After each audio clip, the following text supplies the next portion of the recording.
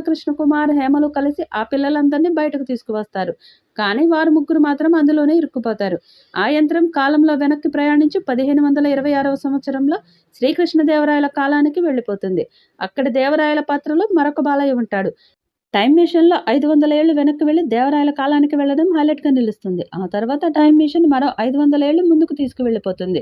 అప్పటికి మూడో ప్రపంచ యుద్ధం జరిగి అణుబాంబుల తాకిడికి గురై భూమి అంతా నివాసయోగ్యం కాకుండా ఉంటుంది. వారు భూమి మీద రేడియేషన్ పరిస్థితులు తట్టుకోలేకుండా ఉంటే ఒక శాస్త్రవేత్త వారిని రక్షిస్తాడు. అతను అందరూ కలిసి భూగర్భంలో నివసిస్తున్నారని చెబుతాడు. అక్కడి వింతలు, విశేషాలన్నీ చూస్తారు. ఇలాంటి కథతో వచ్చిన 'ఆదిత్య 369' ఒక క్లాసిక్ చిత్రంగా నిలిచింది.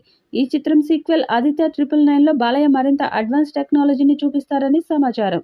ఇందులో బాలయ్యతో పాటు మోక్షజ్ఞ కూడా మరొక హీరోగా నటిస్తారని సమాచారం. అలాగే హిస్టరీ నేపథ్యం కూడా బలంగా ఉంటుందట. దాంతో ఈ సినిమా కోసం ఫ్యాన్స్ ఎంతగానో ఎదురు చూస్తున్నారు. ఈ సినిమాను 2026లో మొదలుపెట్టి 2027లో విడుదల చేసేలా ప్లాన్ చేస్తున్నారు. పాన్ ఇండియా స్థాయిలో ఈ చిత్రం రిలీజ్ అయ్యేలా ప్లాన్ చేస్తున్నారట. బాలయ్యతో పాటు స్టార్ నటీనటులు కూడా ఉండే అవకాశం ఉంది. దాంతో ఈ చిత్రం పాన్ ఇండియా స్థాయిలో హిట్ అయితే 1000 కోట్లు వచ్చే అవకాశం ఉంది. నందమూరి బాలకృష్ణ ఎప్పటి నుండో ఆదిత్య 999 సినిమా తీయాలని ప్లాన్ చేస్తున్నారు.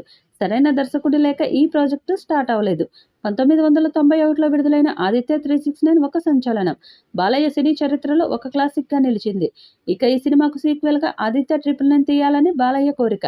ఇప్పటికే కథని సిద్ధం చేశాడు. త్వరలోనే ఈ చిత్రాన్ని తీయడానికి రెడీ అవుతున్నాడు. భారీ తారాగణం, అద్భుతమైన విజువల్స్తో 'ఆదిత్య 999' ఉంటుందని తెలుస్తుంది. 1991లో వచ్చిన 'ఆదిత్య 369' మూవీకి సంగీతం శ్రీనివాసరావు దర్శకత్వం వహించారు. ఇందులో ప్రస్తుత కాలంతో పాటు హిస్టరీ, అలాగే భవిష్యత్తు కాలం కూడా చూపించారు. ఈ సినిమాలో బాలయ్య, శ్రీకృష్ణదేవరాయలు పాత్రలో నటించడం అప్పట్లో సంచలనం కలిగించింది.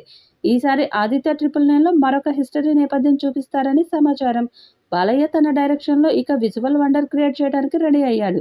2026లో ఈ సీక్వెల్ గ్రాండ్గా స్టార్ట్ చేస్తారని సమాచారం.